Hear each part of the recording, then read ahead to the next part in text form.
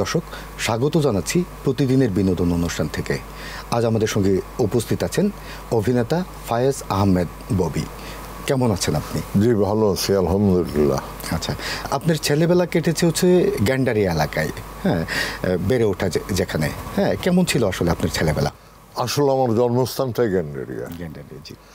আর গ্যান্ডারিয়া এখন বলা হয়, আমরা যখন ছোট ছিলাম ওর এলাকার নাম ছিল গ্র্যান্ড এরিয়া, বুঝছেন? তো আগে তো গুলশান বনানী ছিল না, ওয়ারি ছিল মনে করেন গুলশান, গ্যান্ডারিয়া ছিল ধানমন্ডি, এইরকম অবস্থা। বিউটিফুল বিউটিফুল, এটা আমি ভাষায় প্রকাশ করতে পারবো না আপনাকে। এখন হয়তো বাংলাদেশে অনেক বড় বড় বিল্ডিং, ভালো ভালো রাস্তা হয়েছে, তখন হয়তো পাকা রাস্তা ছিল না, কিন্তু একটা সৌন্দর্য ছিল।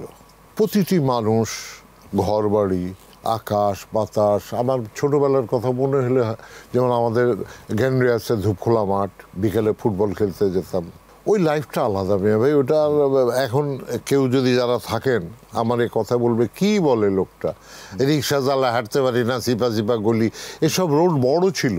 এখন লোকের সংখ্যা বেড়ে গিয়ে এই হচ্ছে। নামটাও এখন চেঞ্জ। হ্যাঁ, নামটা কেন চেঞ্জ হয়েছে আমি জানি না। ওটা নামটা ছিল গ্র্যান্ড এরিয়া।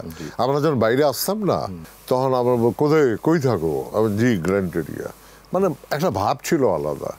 আর ওইটারে এনারা বানায় দিছে গ্যান্ডারিয়া। ওখানে কোনো গ্যান্ডারিয়া গাছই ছিল না কখনো। আমি তো ভাবতাম যে আসলে এদিকে গ্যান্ডারিয়া বিক্রি হয় বা ওদিকে গ্যান্ডারিয়া। না না না, এসব ছিল গ্যান্ডারি ছিল। খুব অ্যাস্ট্রোকেট লোকেদের বাস ছিল এটা। যে আজকে যেভাবে ওনারা ধানমন্ডি করলো, এরকম আমি জানি, ছোটবেলায় দেখেছি। যখন ধানমন্ডি হলো, আমাদের এলাকা থেকে অনেক লোক ধানমন্ডিতে বাড়ি করলেন, ওখানে বসবাস শুরু করলেন, এই আর কি। আপনাকে সবাই চিনে হচ্ছে অভিনেতা হিসাবে আসলে, হ্যাঁ, কিন্তু আপনি যাত্রা শুরু করেছিলেন আসলে সহকারী পরিচালক হিসেবে, হ্যাঁ, মানে প্রথম ছবিতে আপনি ছিলেন সহকারী পরিচালক। তো সহকারী পরিচালক মানে পরিচালক হওয়ার জন্য আসলে গিয়েছিলেন চলচ্চিত্র, বিষয়টি কি তাই? না, অ্যাকচুয়াল আমি বলি আজকে, আমাদের 35 ক্যামেরা যখন চলতো, একটা শব্দ হতো, তো আমি যত ভালো মনিটর করতাম, ক্যামেরা চললে হার্টবিটটা আমার বেড়ে যেত, হয়ে যেত। তখন আমার মাথায় এলো যে না, এটা তো ভয় পেলে আমার হবে না, আমাকে অ্যাক্টর হতে হবে। তখন আমি অ্যাসিস্ট্যান্ট করা, আমি প্রথম ক্যামেরা অ্যাসিস্ট্যান্ট চিন্তা করলাম যে করি।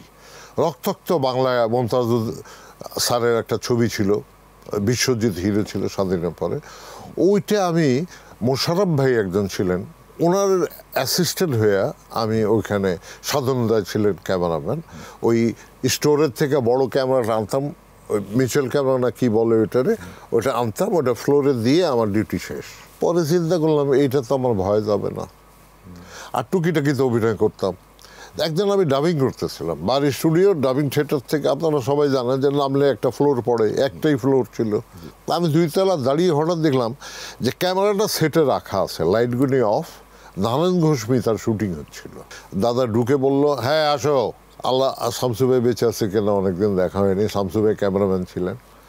দাদা বলল, ক্যামেরা দেখি ডাইরেক্টরের কথায় মুভ করে, ক্যামেরার নিজস্ব কোনো নাই, কিন্তু শুধু ফটো তুলবে, ক্যামেরাম্যান অন করবে, ডাইরেক্টর শট নেবে।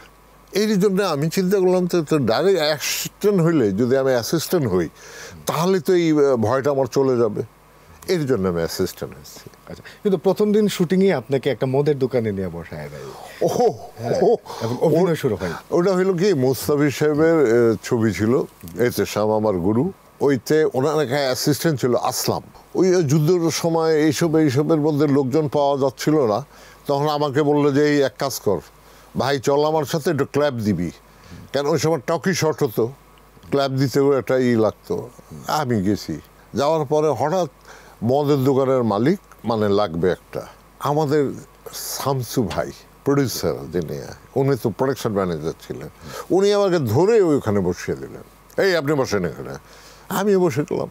আর জাভেদ ভাই যতবার ঢুকে শটটা এনজি হয়ে যাচ্ছে, মানে আমার দিকে আসতে হবে। তারপরে কি হলো জানেন, 4 নম্বর শটে লতিফ, রেজা লতিফ, আমার মনে আছে, লতিফ ভাই সদ্দেহ, উনি ছিলেন ক্যামেরাম্যান।